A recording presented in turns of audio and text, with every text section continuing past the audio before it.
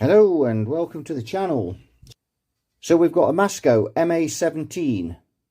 So I have actually started work on this because we've done a few of these Mascos, so I've kind of got some of this done and I only want to focus on just certain aspects of this repair and maybe do a few tests. These Sangamo caps here were in this amp. They've been removed because I've removed them because they're obviously, if they're not, they actually weren't leaking, but that's not to say they won't be in the near future. And I've returned this amp back to 2 channels. What someone had done on this amp, they'd wired both channels into one input on the, and they put the input on the front here. You can see me covering the hole with my finger. That's where the power switch originally was,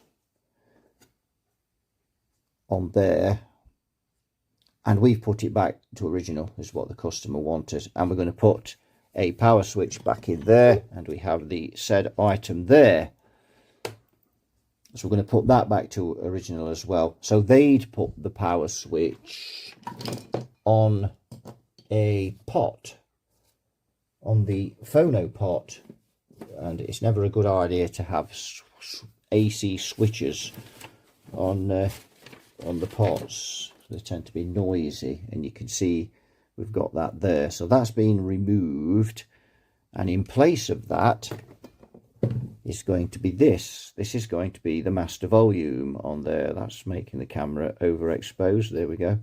And that's a dual gang pot. This amp's cathode bias, so we can use a dual gang pot, and we're going to put that after the phase inverter, and we wire each because there's 2 pots in one, so we wire 1 pot on each side going into each output tube. So that's the way we're going to do that master volume. The inputs are back on the side here where they originally were. So I've got the schematic here, and you can see I've made a few changes on there. So right, so I've just wedged that in there so we can have a look. So channel 1, I've increased the 5 nanofarad to 10 nanofarad. I've had to put those back on the inputs as well because they just got one shirred on the front there.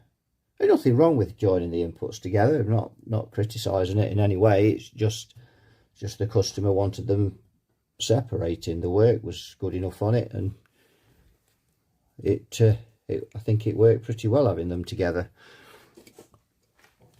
But we've split them back to original anyway. So yes, we've got that on there, the 10 nanofarad instead of the 5. We've got 4.7, which is near enough 5. Changed the 47, the 10 nanofarad there, 0.01 to 47 nanofarad. Again, just to get that channel nearer to what the customer likes. We're going to up the 50 microfarad to 100 microfarad, and I've put 100 nanofarad on there. So that's basically all. We've not changed a lot on there really. I've not put that on yet. That's still got to go on. But other than that, the preamp stage is finished. So now we're moving on to changing these tube sockets. So these tube sockets, these 2 were really loose. The tubes were rattling about in them, and obviously we can't have that. So we've put a new Belton in there, and we're going to wire that up, and then we're going to put a new Belton in here, and the master volume then is going to obviously be added in as well. Capacitors, we've changed this one on here to a 33. They'd only got, I think they got 16 in there if I remember what I took out earlier when we last looked at this amp. And I've got a 22 to go on the screens there. And we also need to add some cathode resistors somewhere. Got a ground there to just put the bolt back in. So I've ended up grounding that to the transformer bolt. And the reason is because the grounds have been put, as you remember on these, the grounds have been put on the sockets. And that's nothing to do with the person that modded this previously. That those grounds have been put on there from the factory. And of course they're riveted in these sockets, so if the rivets relax then there'll be a dodgy ground on there. So yeah, this is a 6SJ7 on here, this pentode. This capacitor here is the grid 2 capacitor, which goes from grid 2 to ground. That is a 0.1 microfarad, 100 nanofarad. That goes to ground, so I've also grounded that in there. If we look here, you can see we've got the 2.2k, that was 1k. We just looked at that earlier. I don't know whether we looked at that or not earlier now. I've gone a bit vague on that. 2.2k, it was 1k, so I've upped that just a little, just so we'll probably just get slightly less gain out of that. And we've got 100 microfarad, as I said there, instead of 100 nanofarad. That's that small gentleman there, and he's 100 microfarad at 16 volts. So I've bought quite a few of these small radial caps to use as bypass caps, rather than keep having the like 50 volt caps over there. It seems to make more sense. I've got some 6.3 ones as well, so we've got that on there, and that's more or less finished now. Left the original caps in here, the electrolytics, they're 16 microfarad, so we've left those in. They're plenty good enough. There's another one there which is on this, the phase inverter. Anything else that I've done? I think that's about it really, but we've still got a lot of work to do here, because the problem is when you take the tube sockets out this amp, most of the circuit is wired in there, most certainly. You know, the output tubes, the cathode resistor, everything's wired into there. So as soon as you take the sockets out, you've got the, you know, by the time you've done both of those, you've wired up half of the amp. Got some screen resistors to go on those sockets. There was no screen resistors on this amp. These are 1k at 4 watts, I think, which will be good enough for this. So these, you know, the tubes in this are 6L6 GBs, so we're only looking at around about 19 watts on there. So dissipation on those tubes. So 4 watt screen resistors will be fine. Must have screen resistors on the tubes. We may even do some tests on that later in the video. So that's more or less where I've got to with this. I'd kind of made a start of it before I started filming. So I've got a screen, the smoothing for the screens to put in. And when I've finished that, when I've got that capacitor in, I shall fasten it down with some gumption. Who knows anything about this? This came through the post, and there was no letter with it or anything. It just got delivered, and it came from a shop called The World of Stuff in Leeds, according to the address that was on the delivery label. But and there was a delivery note in there as well. But I'm guessing that it wasn't the shop that sent it, so don't know on that one. But I have to say, I was rolling about on the floor laughing when I opened that up. It was extremely funny. So if we open it up inside, you can see we've got the gumption in there, and it's got a bit of a tang to it, a bit of a smell. You can see that's quite solid in there. Yes. So, and it looks like it cost 1 penny, or is that a shilling? I can't quite remember now. I seem to think that's a penny, but I could be wrong. Could be a shilling. Old money, that is, the UK's old money, which they changed about 1970-71. I think I was about 1970. I'll be 6 years old. So it's Gumption Smooth Paste Cleanser, and for baths, paint, cookers, floors, etc. So there we go, yeah. So gumption, we finally got the original gumption. So I don't know who sent that, but thanks very much for whoever did send it, because that I have to say, when I opened that, I wasn't in the best of moods, because I've been having problems with quite a few things, and I was a bit wound up, and I kind of opened that up, and I just burst into laughter, and that cheered me up for the rest of the day. So whoever sent me that, thank you very much indeed, and that's going to find a place on the bench where it can always be seen on the camera. Probably not on this bench, because we are preparing another bench that I've been working on. But yes, thank you for that. That made my day. It was really good. So yeah, so anyway, that's where we've got to with this amplifier at the minute. So I'm going to press on, and I'm going to get these sockets fitted, these tube sockets, and then we'll come back and have another look.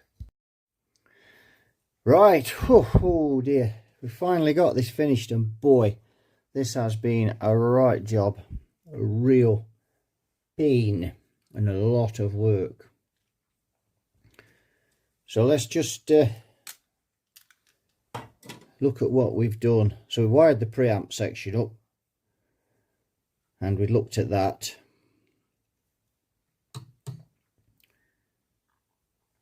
We've changed these two tube sockets, and you can see this thing looks a lot tidier now on those sockets than it did before. And if we just bring this into shot, as you can see, that is the sort of mess that we've had on this amp. On this socket as well is a virtual center tap, 100 there, and there's I think another 100 wedged in there, because they disconnected this variable center tap here, this pot,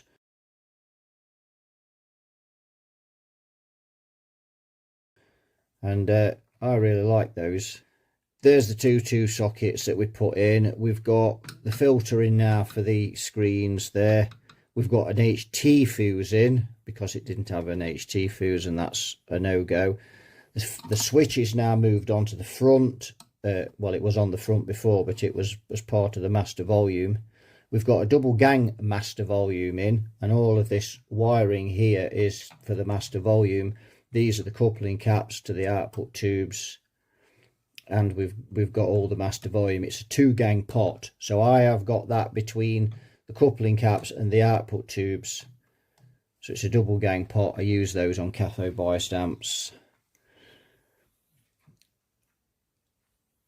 We've got screen resistors on there now as well there, and these resistors are the grid leaks. There's one here and there's one there. There's a 10k resistor, and this goes back to the grid on here, which I've put a screen cable in. I've used screen cable for the grids on the output tubes as well. Now this schematic on here says 6SC7 for the phase inverter, but in this amp it's a 6SL7. It was not wired up quite right either, so I've sorted that out. And there was also this capacitor missing here, this 500 picofarad, so that's been added in as well. So I've got that in as per the schematic. I've added this here, this tag strip, and this is for the bias resistors, because I've split them. So we're going to have a bias resistor for each tube.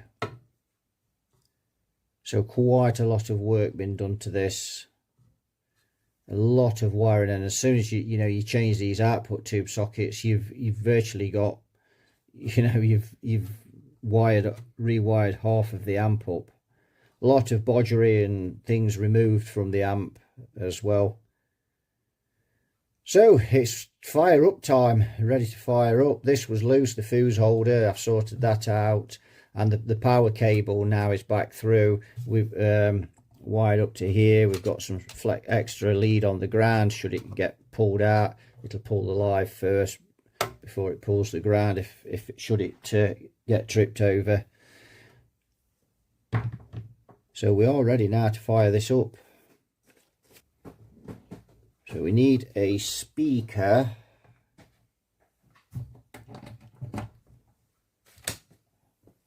And we're going to bring this up steady using the current limiter. I'm going to start with a low wattage bulb.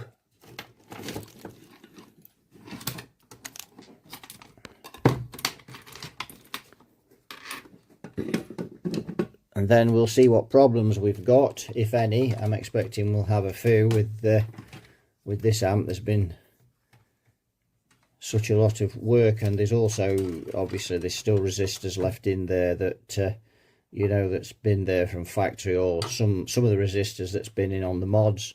So we just hope that everything in here is all good now.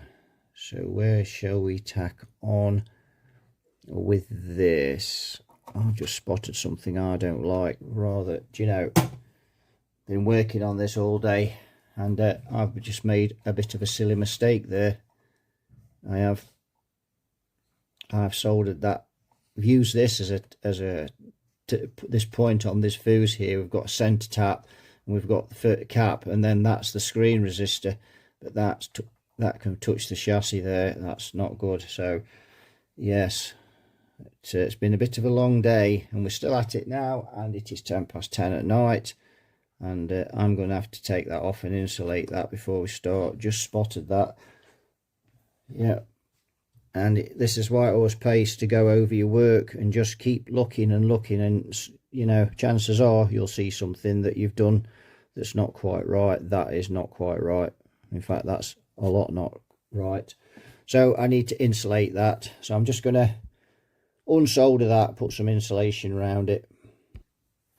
Right, got that insulated now. That's much safer. And this is a thing, sometimes, you know, I've had my dad here today, and he's quite difficult to look after sometimes and distracting my attention, and I've just soldered that up not thinking. But once you start thinking about firing this amp up, the only thing you've got on your mind is short circuit, you know, something that's going to short. So you're looking for it, and spotted that straight away then. Also, with these two tubes, because they're metal, forgot to mention that, because these tubes are metal, you need to connect pin 1 to ground. It's the shield for the tube, or you just get noise. And obviously they just grounded them to these tube sockets, so I've had to put a cable into this ground. We've created a ground point here, because if these rivets relax, then it'll just be intermittent noise with those tubes every time the ground on the shields disconnect. So I've had to sort that as well. And I think also that I don't think I've nipped that up, so I left that because I might need to put something else on it, but now I don't. We'll get that nipped up. We'll just do that. There we go. So that's that sorted. Right, we're on. Just get this meter speed increased, and you can see we've got 50 volts going into there. We've got 175 volts going in at the moment. Got 30. We're drawing 30 milliamps and 4 watts, so 59 volts. I've only got a 15 watt bulb in there, so I'm pinning this down at the minute because of those new caps. I'm going to bring this up slowly. Put the signal generator on there. So I'm just going to put a 25 watt bulb in with that now and just see where we are.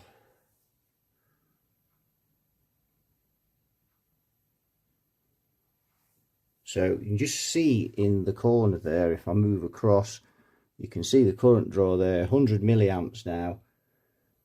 because obviously the tubes are now beginning to conduct. Pilot lights are lit.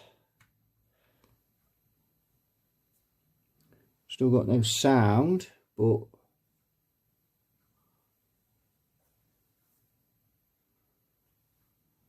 £106 volts going in now, 105, and that's dropping because the tubes are conducting. So we'll obviously need a little bit more now.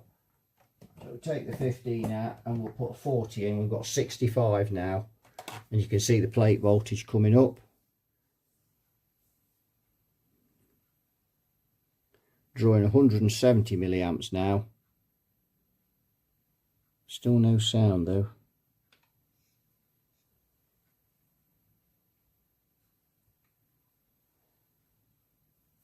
Would have thought we'd hear a little something by now. Of course, with this set out in here in this amp, there could be other problems in the preamp and things. There could be all sorts. So we've got 169 on that meter. Let's just see if what we're drawing down this end of the down the preamp end. 126. So the tubes are drawing. So that's good.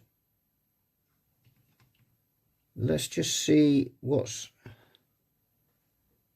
going across those bias resistors there. So across the cathodes, across the cathode resistor. 4 volts. Check the other one.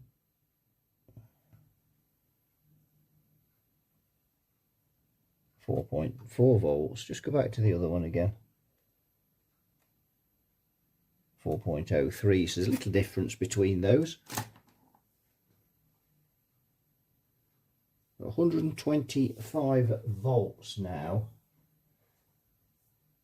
So things are looking good. I'll take that 40 out, just put 60 in, so we'll come up a bit more. Now we're over 200 volts, and we've got 145 volts going in there. It's dropping now, 142. Still no sound though. So what's going on there?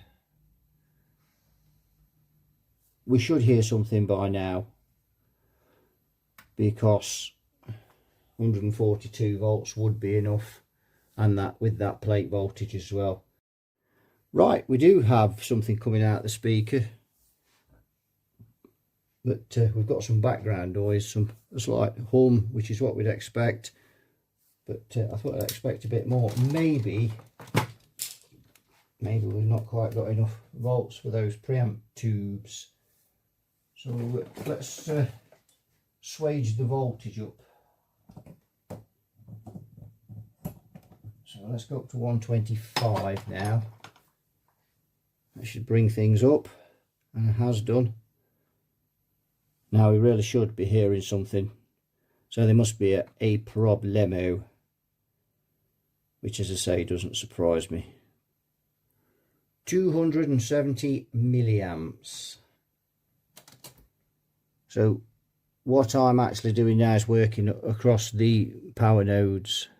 So what we got here, 63 volts. Might be able to get that in shot, you know. You just move that out of the way. Can you see that now? So where was I again? 63 volts there. Let's go the other side of that. 161. Is that 470k there they've got in there, dropping that? That'll be the screen resistor for the pentode. Screen feed resistor for the pentode. Is that 470k? Let's check that on Bully's price board. 6SJ7 470k. So that's correct. Right, so where's the plate resistor then? Is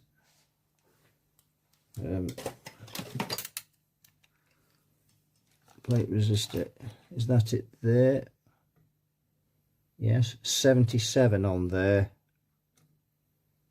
So that's conducting. So let's go to this one. This is grid biased.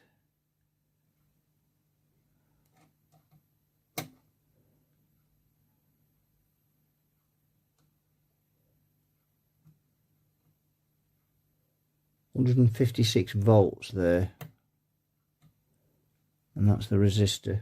Yeah, 156. See what's the other side of that? 161. So that's work.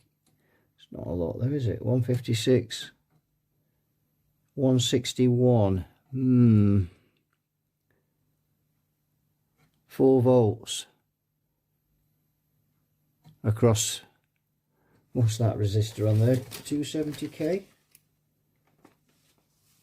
on that plate feed. 270k. So we'd expect a bigger drop than that, wouldn't we? So there, 4161, 5 volts. That's not right.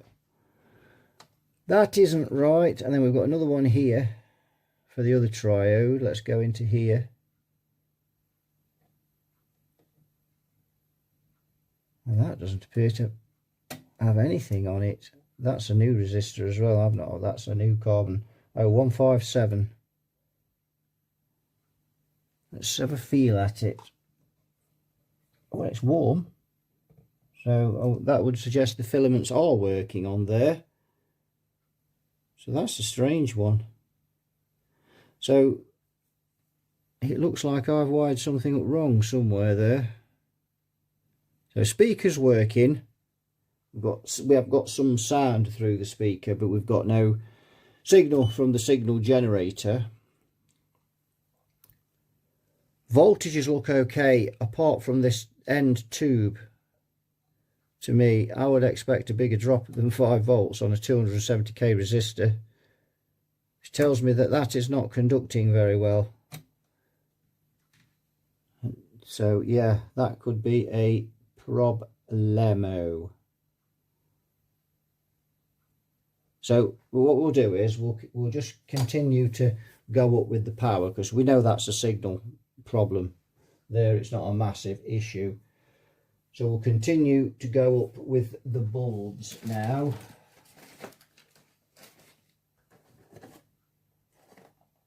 So we've got 125 now. So let's go up to 160. And that's ramping the voltage up now, and the current 310 milliamps. But remember, we've got to take 50 off for this transformer, this step down. So that's only 170. Yep, now I can hear the humming from the speaker. Not very loud. So let's just go up. You can see now we've got 251 there going on. And let's come down. You can see that meter there. Now let's see what drop we've got going across that 270k resistor. 175, 174. Let's go on the other side. 170. So that to me doesn't seem right, but we'll worry about that later. Let's just see what's going across the cathode resistors now. 10 volts, 9.92 volts. Not bad. So let's see what sort of current we've got then with that. 10 divided by 180. That's quite high. 55 milliamps. So if we look, we've got 250 volts. If we just take 10 off that, that'll give us plate to cathode times 240. Oh, 13 watts it's not actually. 13.3 watts. So that's okay. We're on the current limiter as well. So that seems pretty good. Let's come off the current limiter. Ah, we've now got a little bit of sound, but not a lot. So I think we can deduce from that we've got a problem with that preamp tube. Either I've not wired something up correctly, or there's something not quite right somewhere. That's so mic 2 is working now. The channel 2 control is working. Just come down. So if I turn that now, let's go into channel 1, and that's working. So we've just got a bit of a problem there to sort out, but nothing major. So the amp's running now on the solid state rectifier. Don't seem to have a lot of plate volts at all. Let's just check the bias again. Now we're off the current limiter. 16.5. 91 milliamps. We've got a problem there. We need to switch off.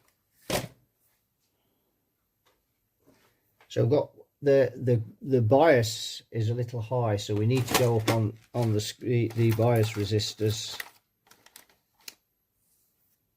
In fact, that's a lot high.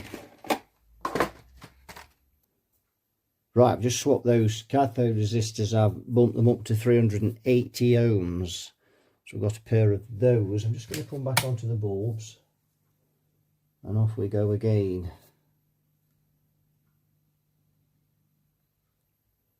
So there we go. Looking at the plate volts coming down now. Let's go off the bulbs, see what we get. Yeah, that's a bit better.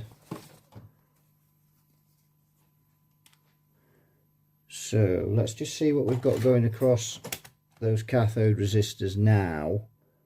A bit of a miscalculation there before. See, there we go. You can see the meter now. Let's just 24 volts. 24 divided by 380, 63 milliamps. That's much better than what we had before. What did we say there? 24 volts. We've got 347, 323, 20 watts. So that's not bad. We're getting close at that 20 watts. Remember, we've got a solid state rectifier in this amp as well, so we need to get that down. So I think 470 is going to be about right for each of those. About 470 ohms, but that's much better. So we need to get a couple of 470s in there tacked in, and I think that'll get us to roughly where we want to be. So maximum plate volts on this transformer is only 372. Not a lot for 6L6s, and I know they're only 6L6Bs. So this is a problem. If you remember with this amp, when we looked at it in part 1, the transformer is under spec on this. Or we just, whatever, we're just not getting a lot of plate volts. Right, let's try again. So let's go across the cathode resistors again, see what we've got now. Let's have a look. 25.58 divided by 480. That's brought it down to 53.2 milliamps on there. We'll do this more accurately when we just want to get it into its window. So plate cathode 320.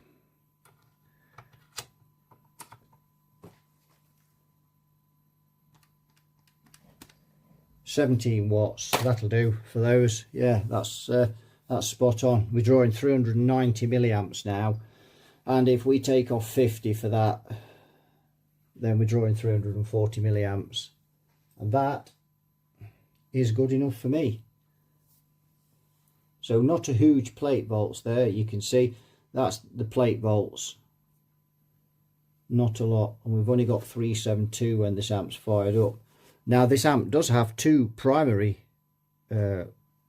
feeds on the transformer, but I did check the other one and there was less volts on that. So, but we're all running. The 17 watts will be absolutely fine for this. It's plenty good enough. In fact, if we take 5% off for the screens, that's probably 16.5. So maybe we could just come up a little bit with the resistors, maybe, I don't know, 470, 430, 420. I see what I've got in the collection, in the parts drawers. But that's running fine now. It's running quite smooth.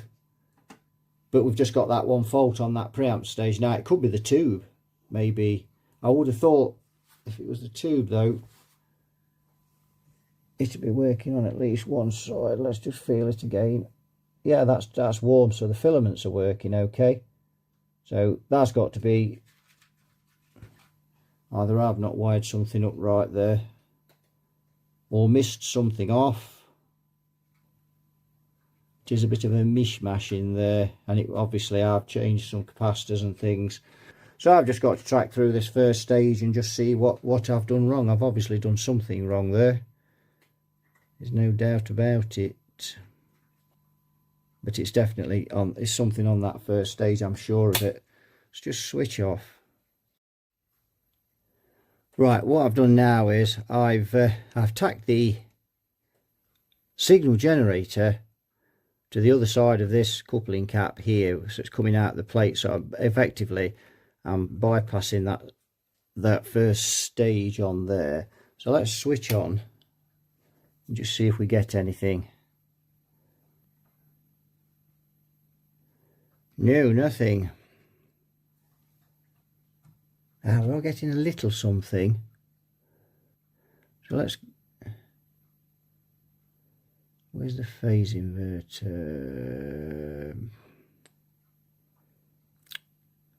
There. There. Ah.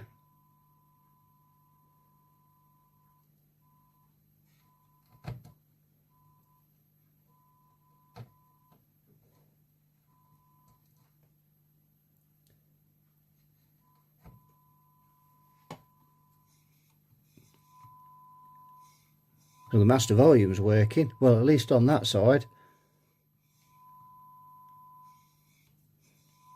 Yeah, so the master volume's working. So I've just fed, basically I've fed that onto the grid there of one of the tubes, the output tubes. The master volume. Yeah, that's the signal coming out of what would be coming out of the phase inverter into the output tubes. So yeah.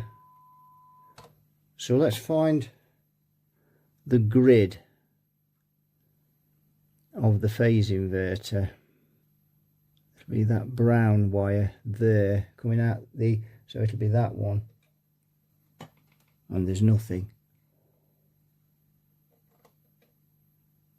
Nothing. So nothing coming out of the phase inverter. So we need to get the scope on it really and just see where what's coming out of where. But that won't be tonight because it's 11:30 and I am beginning to flag a little now. It's been a long day. But I expected we'd have some problems, and that's not a massive issue. We've just got to trace it and find where it is. Not a massive issue. but the fact that there's nothing going into that phase inverter, that tells me there could be a problem. Let's just feel that tube as well. Let's see if let's be careful what I grab under here. Well, that doesn't feel very warm. It is a bit warm though, but we know that's drawing current because we've checked with the meter either side of the plate resistors, and we know we're drawing current on this. So let's just check again. So that's the feed, that's the other side of the plate resistor. From the feed we've got 282, you can see that there just about. And then if we go the other side of it, so we know the tube's conducting, and again, if we go, is it here? Yeah, same thing again, we've got 168 there fed from the same point, so we know that's working. Now if we go here, this is the feed to the phase inverter plate and screen resistor. We've got 217. So if we go over there, we know that's conducting. And if we go, let's have a look. Dear, oh dear. If we go to here, 95, we know that's conducting. But if we go over here, we've got 191 now on there. Let's go the other side. Ah, we are conducting now. 70 volts. Maybe that just needed some swage then. 68 volts. So that's conducting as well now. So that is good. So maybe we just didn't have enough voltage to get that to conduct then. Because now 68 and 191. So yeah, that's conducting now. So that's good. So it's a signal fault then. It's just somewhere in the signal path. The tubes are working absolutely fine. So there's no problems there. So what we'll do is we'll plug the signal generator in tomorrow, and we'll work our way through with the scope and see what we can find. We'll scope out the first stages on these two channels, and then we'll follow it through till we find it. It's the easiest way of doing it, really. But yes, there we go. Quite pleased with that. It is now up and running. It's been a massive project, this one. It's just been a pain. These point-to-point amps, they're very difficult to, you know, get when someone's been in here and made a bit of a mess, and things aren't wired up properly, and components are missing. And as you can see, when we looked earlier, you can see what I mean. So we'll return tomorrow, which will only be a few seconds for you, but of course it will be a considerable amount of hours for me, and hopefully I shall spend most of that sleeping. Right, you can see the scope there. And that's the first stage.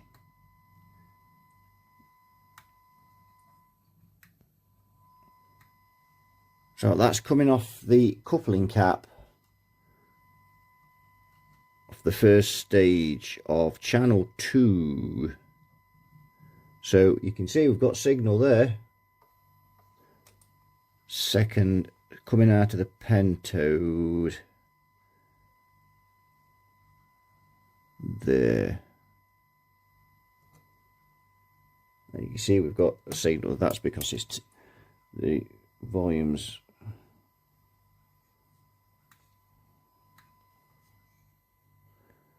Where are we?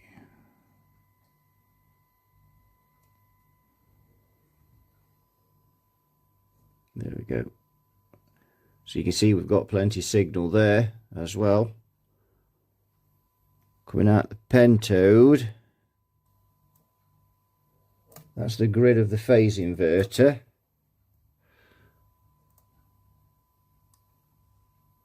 You can see there.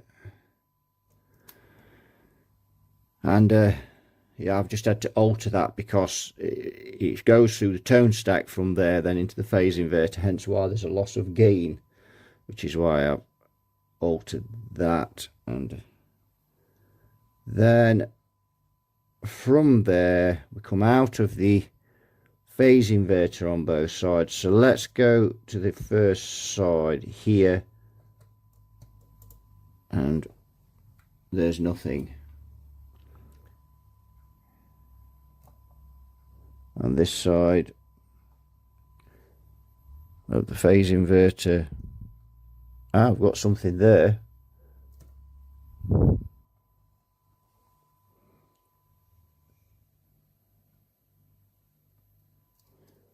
So we've got something on that side of the phase inverter. I'm not sure what, but we've got something.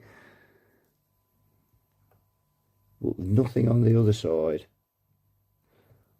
Or is there? How odd. Now I changed this tube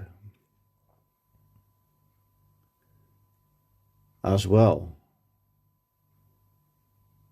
And I had a bit of a test round early this morning, and then I changed that tube, and I've now got signal there, which I didn't have before. But we're still down on volume, which do seem to be a bit louder than we were before, so we've still got issues somewhere. But here's the thing, this tube that I took out the phase inverter here, we look here on this edge, just put, can you see that? That looks like that's going to air to me. Just beginning to start to go to air. So I don't know. We could test that tube, but we seem to have signal all the way through now. Now I also changed the resistors last night for the cathodes, and I've now got 430 ohms in there instead of 480. That gave me 17.5, but the other side is only 16.3. That's with the 5% deducted for the screens. They're acceptable at a watt out, but just a little bit more than a watt. So that's where we are with this at the moment. Then we seem to have the phase inverter working, but somehow we've still got no signal. And there we go, we're working. So what I just suddenly realised, I was looking at this schematic, and then I went to look at schematic on the MA17N, and then it suddenly dawned on me what was wrong. The cathodes weren't joined together. So I've cut one of these cathode resistors and joined the cathodes, so now they've got a single resistor to ground, just a single 1k resistor, and that's now working. So that's all it was. It's very strange how they'd wired that phase inverter up. I don't know how that had ever worked properly, but anyway. And I've put the cathode resistors on here, you can see now, on there as well. So we've got those on 430 ohms. Those are at 5 watts. So we've got those going on. So now,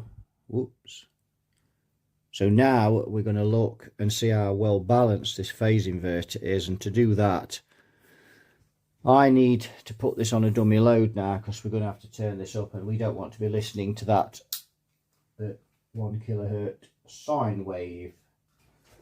So someone left a comment a while ago now, and I can't remember whether I replied or not to it. I'm sure I did, but I'm terribly behind with the comments as well. So for anyone who's, I'm not being rude, I've just really not got round to doing them. So this is a hot plate, THD hot plate.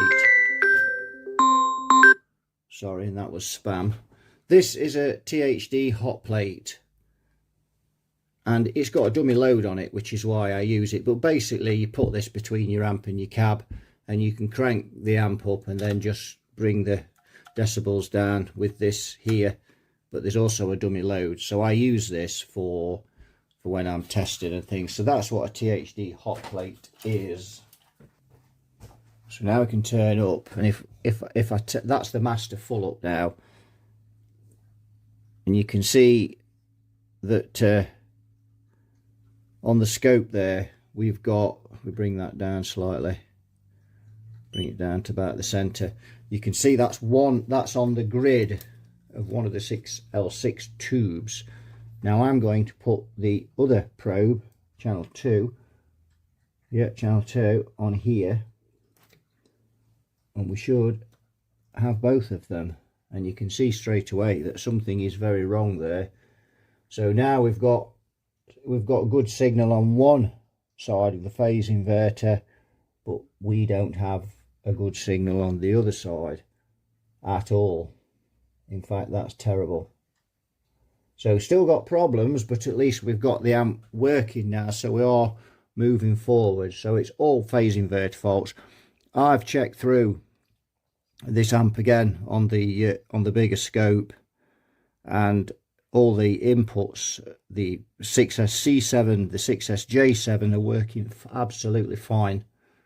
So it's just this phase inverter fault. Everything else is working, and that one side of the phase inverter is now working, as we can see on there.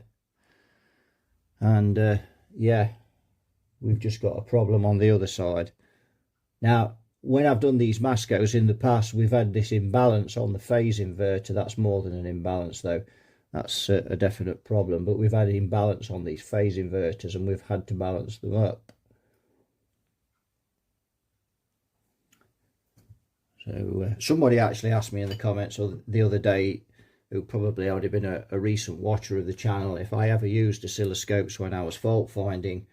And I do from time to time, and obviously I put the scopes on the amps before they go out, but I don't always film it. It's not something I film all the time, just film it now and again. And a lot of the time I've managed to find faults just with a meter on, just doing the voltages across the stages. So I've not often had to use an oscilloscope for fault finding. Obviously I do occasionally, but on this occasion we've used it, and I thought we'd just use the smaller scope there, just because it's easy to film it. We can see what's going on with it. So yeah, so that's looking good on one side, but not on the other. What I need to do on this scope as well is I need to try and get peak to peak. There we go. Peak to peak. Let's see if it's peak to peak channel 2 and peak to peak channel 1. So let's see. Let's go back now. Yeah, now that's good. So they're showing now on there. So we've got peak to peak on. You probably can't read them though, can you? Because it's so small. So yes. And there's not a lot coming out of this amp at all. Let's just change the probes.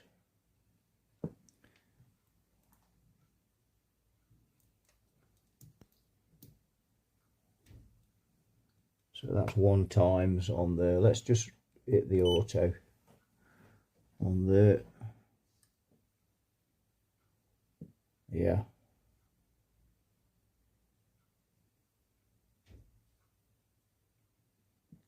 So not a lot of output coming out of this amp either. So yes, so we need to find out what's wrong with that, with the other side of that phase inverter. We also need to find out which side. So let's see. So that's the good side there. So it's this one here. Right, so I'll move the camera away, then I can have a look and see if I can find out what is wrong.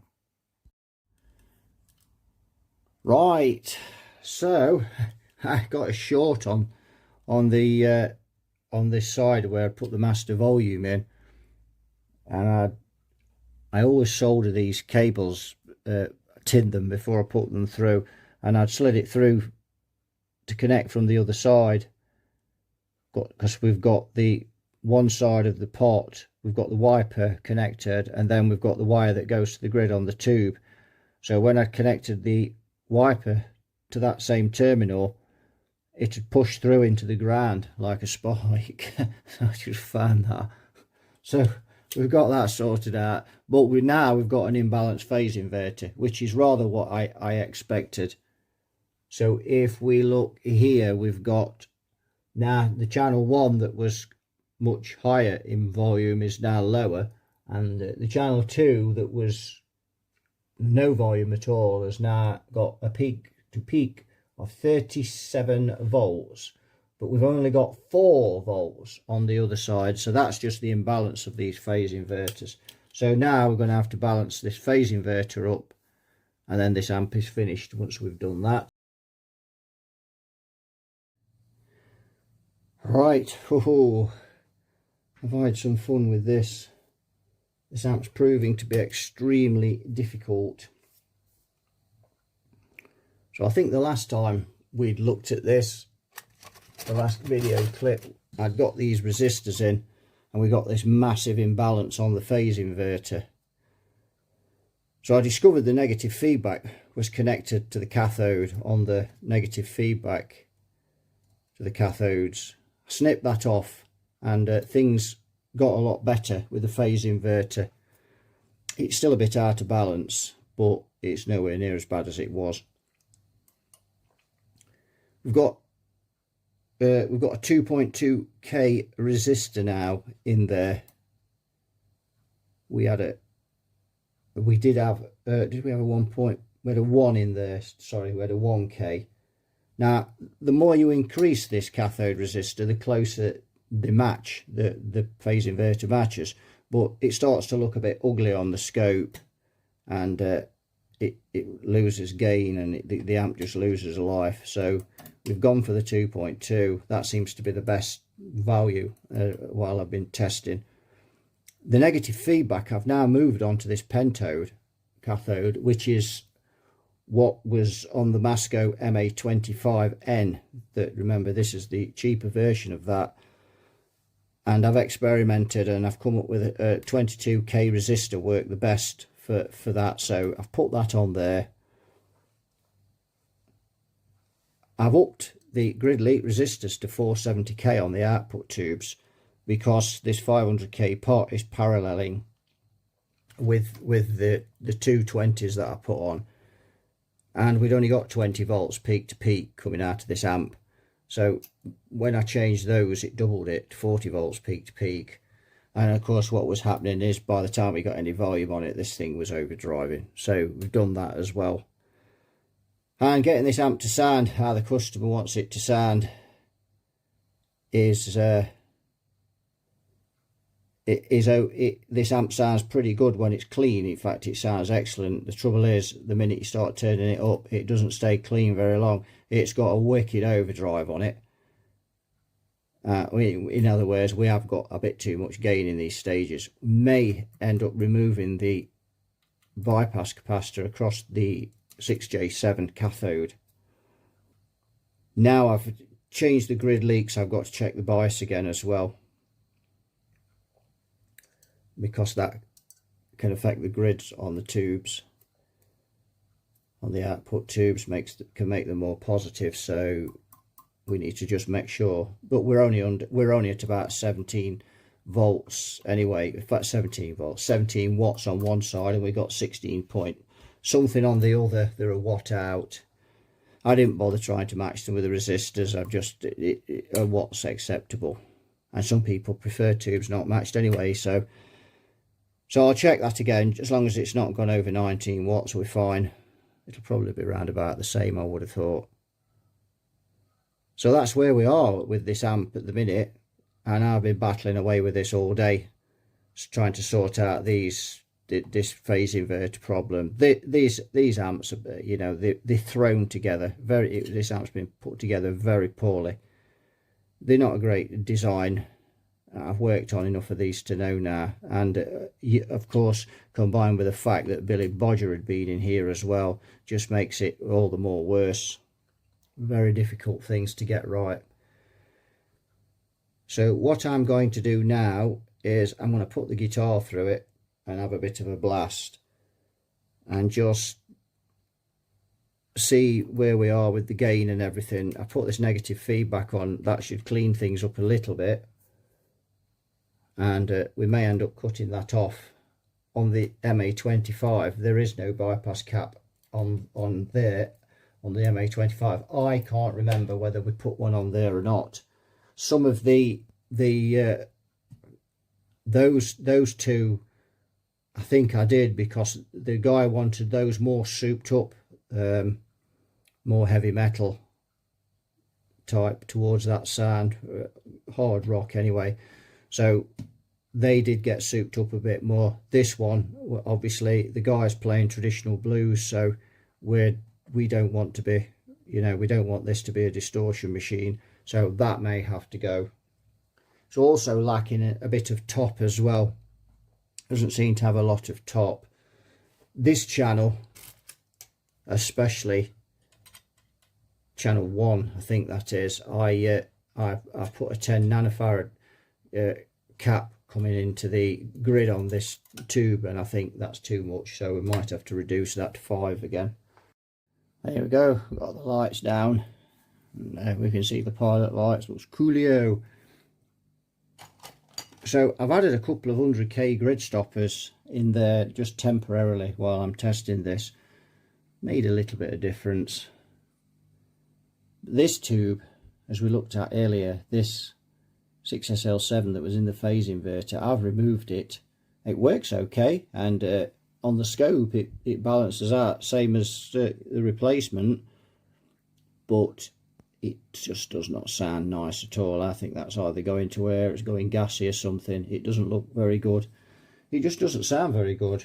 So I've changed that, and I've put one of the Russian 6SL7s in there, and that seems to work very nicely. Now, when I was breveting round for tubes in my stash, I found this. And this is a 6AC7. So out of curiosity, because I'm not a massive expert on these old tubes, I went, well, old American tubes, I checked online, and the pin out for this is exactly the same as the 6SJ7. So I'm going to just plug it right in and see what it's like. I don't know if it works or what, but I'm plugging it in, and we're going to see if it works and see what it sounds like.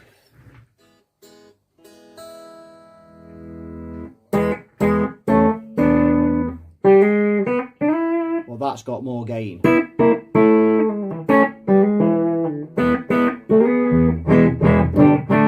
A lot more gain. Which is not what we're looking for, really, is it? We're looking for less gain. It's also a little bit microphonic as well. But yes, let's just pop the SJ7 back in there.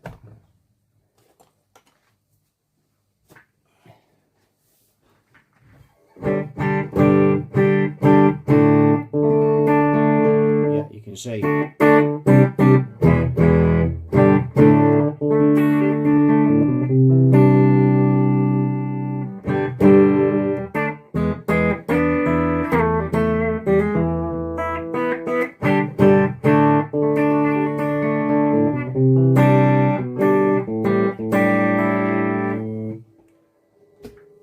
So if you're watching this, Gooden, what's the difference between a 6SJ7 and a 6AC7? Because I have no idea. So I can sit and study the data sheet. Let's put it back in again.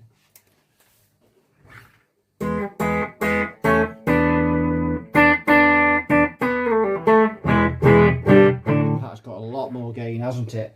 A lot more. That's really noticeable. It is. It's also, like I say, it's very microphonic, but we tested it out, so you know, if I'd have put that in and would have reduced gain a little bit, that would have been good.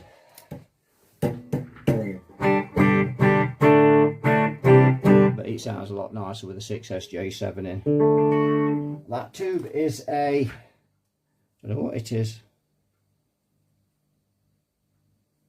RCA as well. Yeah, it's an RCA but it's got a lot of gain.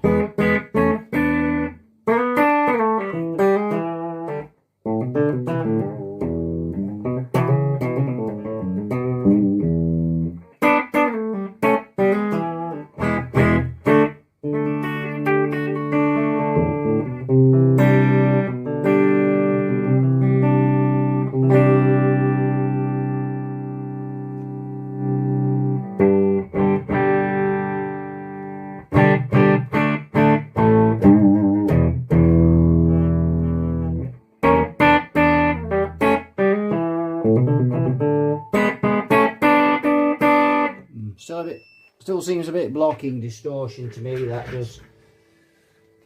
It's nice when it's clean. So that's channel 1. There's not a massive amount of difference between these channels because they're both grid biased. So, but I've changed that. As I say, I've decided to leave that 10 nanofarad cap on the grid.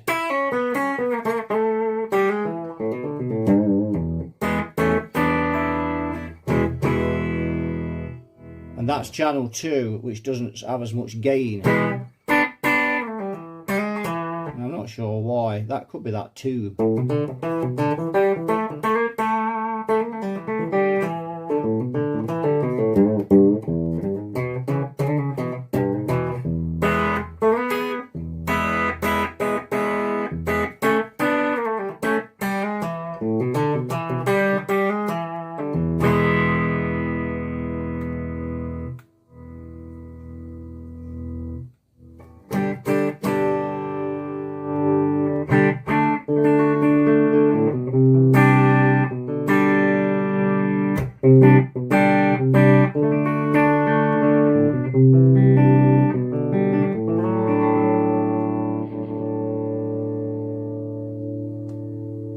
Try the coil tap.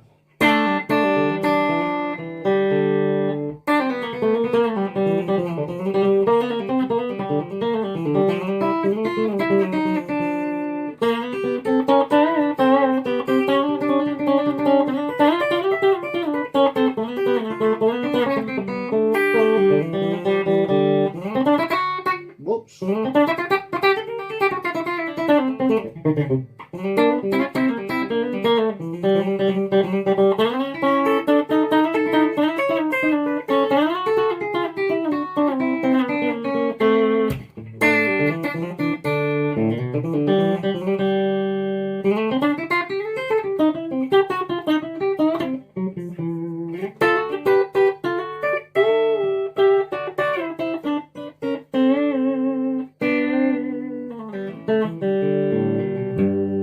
Something like that's a bit out of tune, and I'm very rusty because I spend too much time mending amps instead of playing the guitar, especially this amp.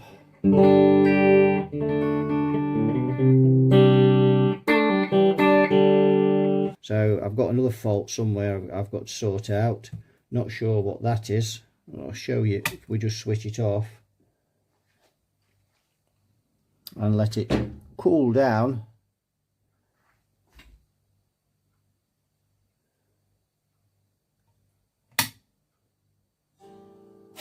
So strum the guitar.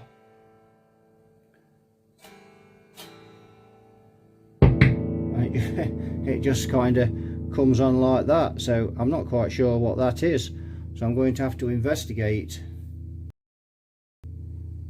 on that, try and find that fault. Right, so the fuse holder, the mains power fuse holder, is faulty, so I've taken it out. I thought I'll put this one in, and of course sod's law, it doesn't fit, so I've now got to drill the hole out. Oh. So yes, it's 10:30 now at night, and I've decided to bail. I've had enough. Note to oneself: when one is repairing an amp from the late 40s, early 50s, always replace the fuse holder as a matter of course. It's been in there God knows how many years, so yes, I think in future that'll just be an automatic on any of these. But yeah, that was faulty. So we've got to fit that, and then what we're going to do is just check everything's okay. Sort out, take these grid stoppers off that I've been testing where they've not made much difference. So I'm going to just take those off, and then we're going to try it on the 4x12, just see how it goes. Right, I've replaced the fuse holder. That was faulty, but we've still got this problem when we switch it on. So let's just recap again what is happening. Plug this in.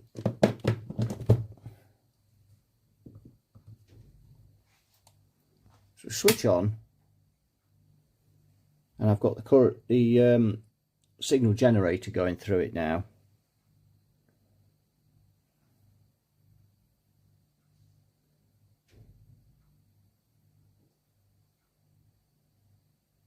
And you see how it just comes on like that.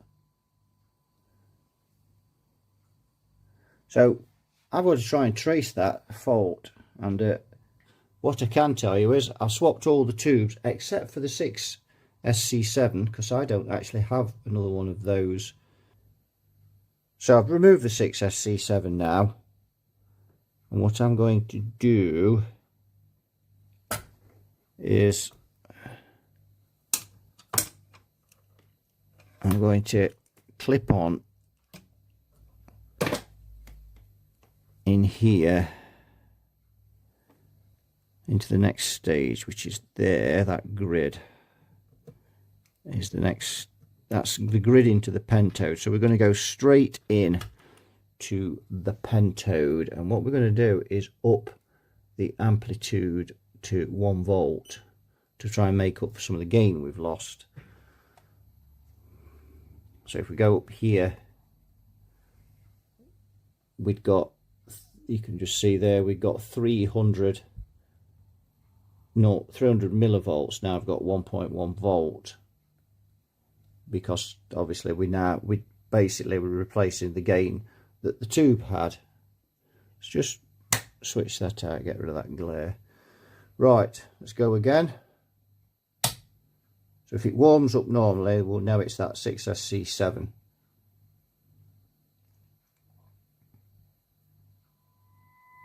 there we go. So is it that 6SC7 that's causing that? Or that at least tells us it's on that preamp stage there.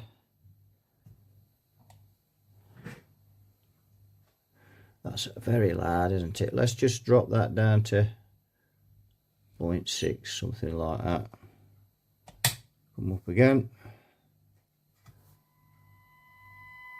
Yeah, now that's behaving as it should. No pops and bangs. Right, I've got the tube tester, and I'm going to put this tube in here. We're going to have a look. So I've got the settings on there, and it's 3 and 4 for the test for each side. So let's see, let's switch on and see what we get. So we'll hold this, I'll hold this, the test thing. Let's see what we see on there.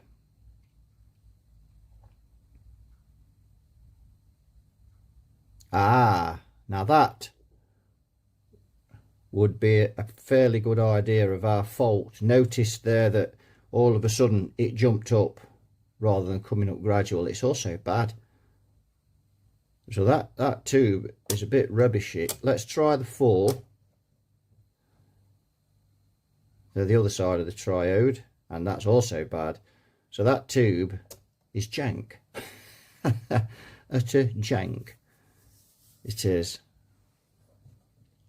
So I think from that we can deduce that it is actually the tube that is no good. In fact, that tube is rubbish. So yeah. So as I've been working on this amp and running this amp up more and more, I don't know whether it's developed a fault or it's just reached a point of tiredness that it's decided to say, I'm not going to work properly.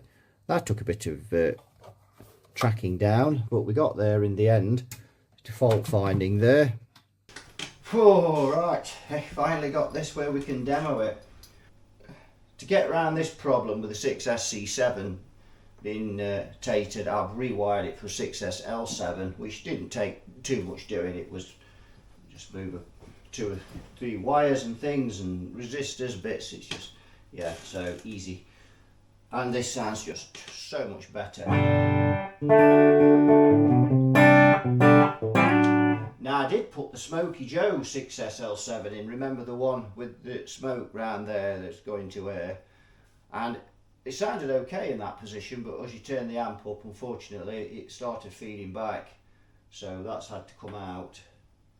So I've put another one of the Russian ones in there.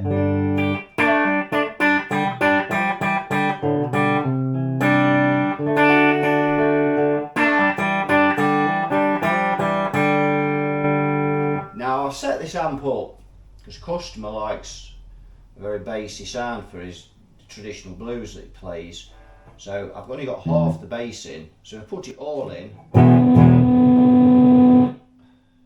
I'm afraid one of those tubes is feeding back, and it's that one, I'm afraid.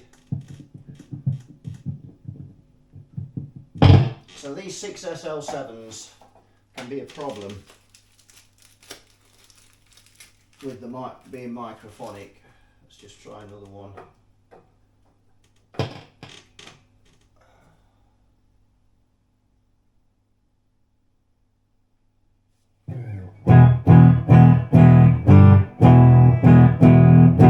Yeah, that one's okay. So you can see the amount of bass that's going on there. And that's what the customer likes for his sound. So what I've done is I've made this so it's really bassy if you turn it up, but obviously if you back the bass off halfway, then we're nowhere near as bassy there going on.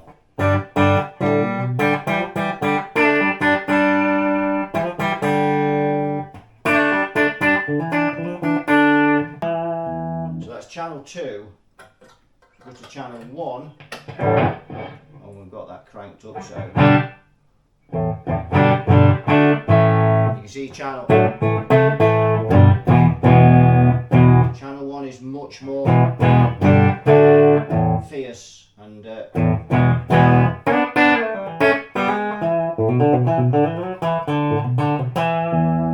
so I've left, I've made one channel quite gnarly but bassy. They're both bassy, but one channel not so. So yeah, let's have a bit of a listen. This guitar was in tune when I bought it. The joke's getting a little old now. You've got to have some jokes on the channel, especially after repairing this thing.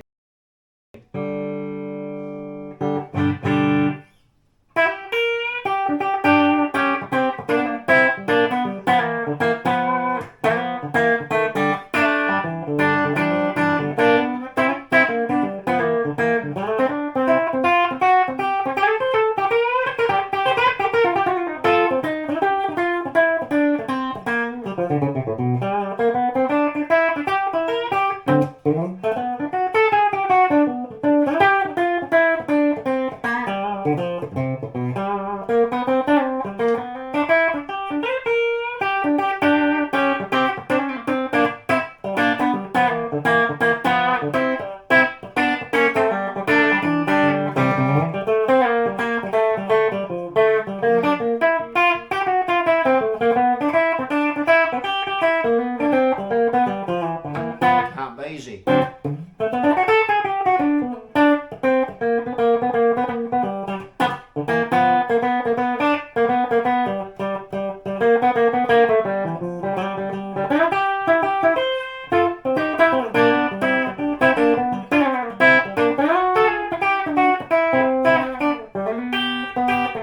Something like that. Anyway, this thumb's lagging behind seriously, but yeah. So let's try it on single coil.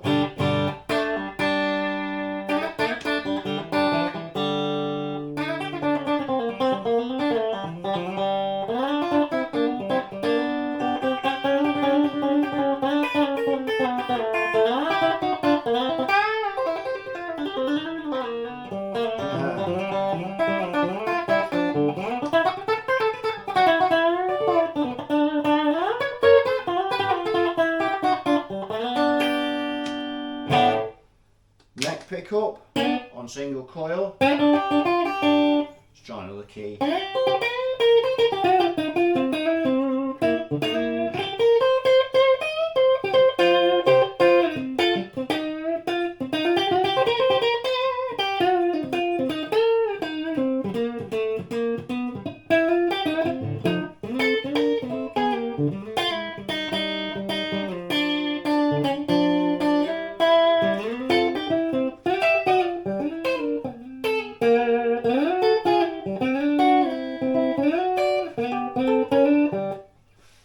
Yeah, so right, let's start to crank it a little bit now then.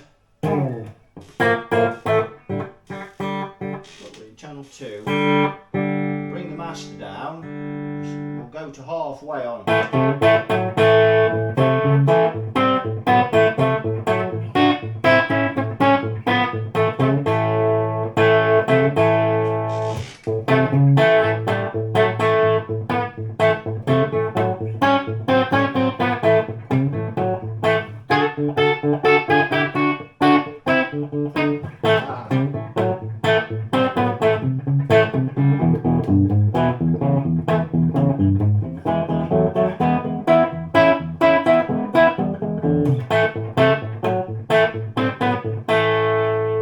And this thing it's quite gainy if you crank it all the way. It's because those 6 SJ7s are quite a potent pentode, and we've already got 70 going into it, a moo of 70 on this tube.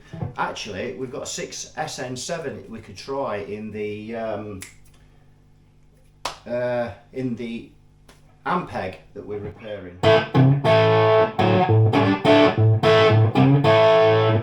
So quite a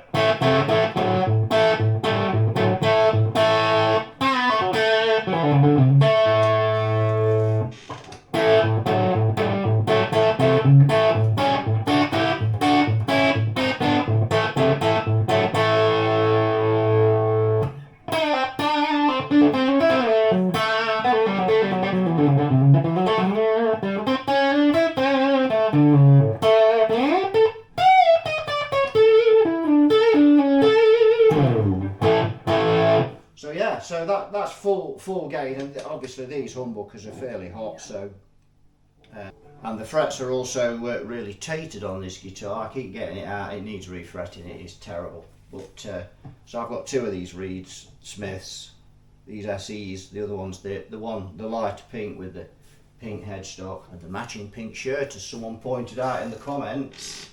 Let's go into the other channel and crank that up. Channel 1,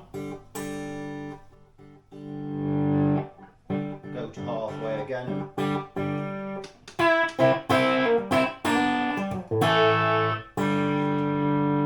and this channel is not quite as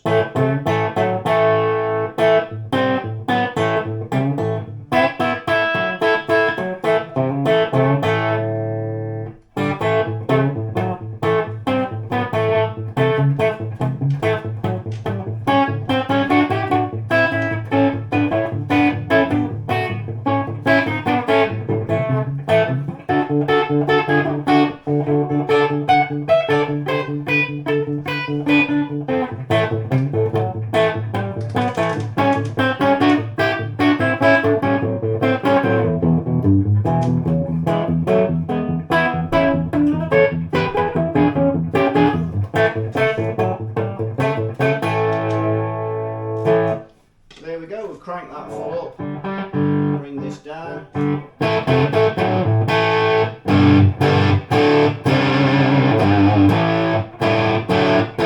You can see that's got a bit more, a bit fuller, richer.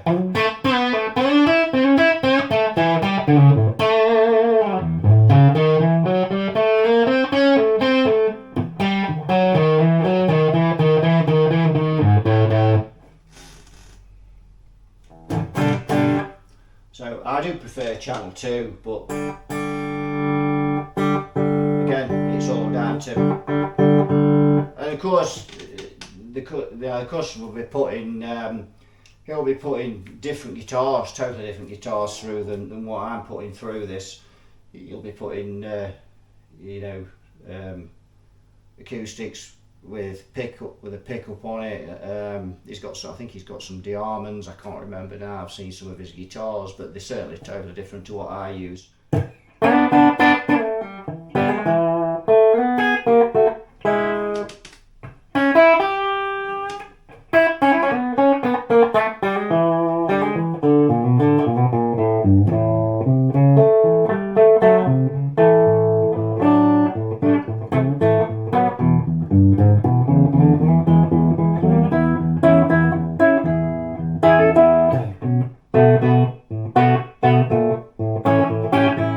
Let's grab that 6SN7 and just try that in it.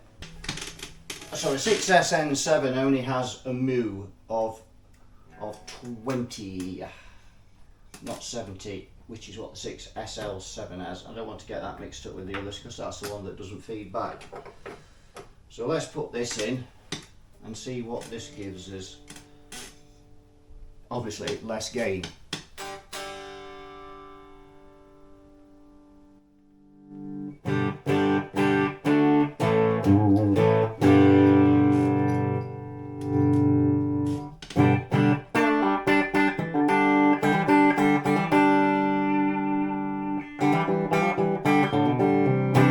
And not as much top either.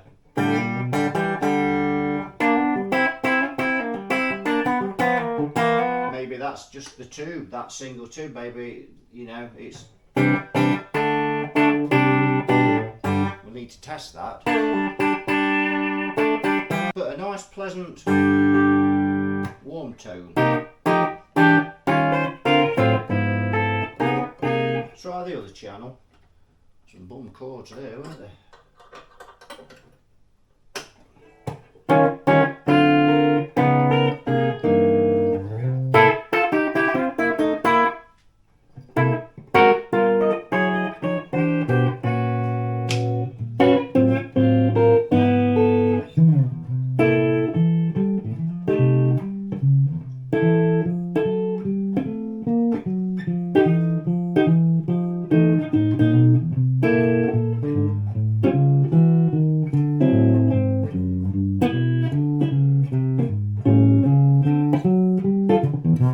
By gum, that hurts now with this thumb, but getting some of those chords.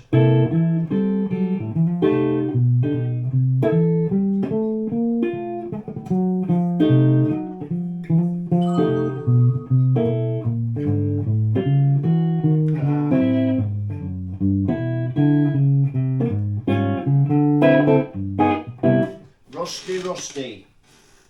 So yeah, let's crank it. Channel 2.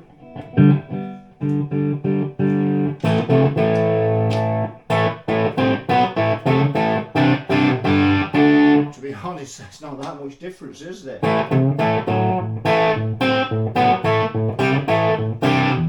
Probably just cleans up though. Yeah. But that's a much warmer, deeper, less bass, less toppy, that tube. And a little bit aggressive and gnarly. And yet, it's only a mu of 20. Unless I've got that wrong. So there we go. I think I prefer the 6SL7 to that, but it's another option for the customer. So there we go. So that'll do it for this one, I think. And I've got a guitar lesson at 6 o'clock, which is why I keep craning round at the clock there. No, I'd rather I'm giving a guitar lesson, not having one. Although sometimes probably I could do with some how badly I play now. But there, or a physiotherapist. Yeah, so that'll do it for this one. So it's been a nightmare of a nightmare amp, this one, a real nightmare. These point-to-points are hard going sometimes. There are a lot of problems, a lot of things we kept finding that were, you know, broke on it, and things that had decayed. But yeah, so thanks for watching, and you all take care, and I'll see you all in the next one. Bye bye for now.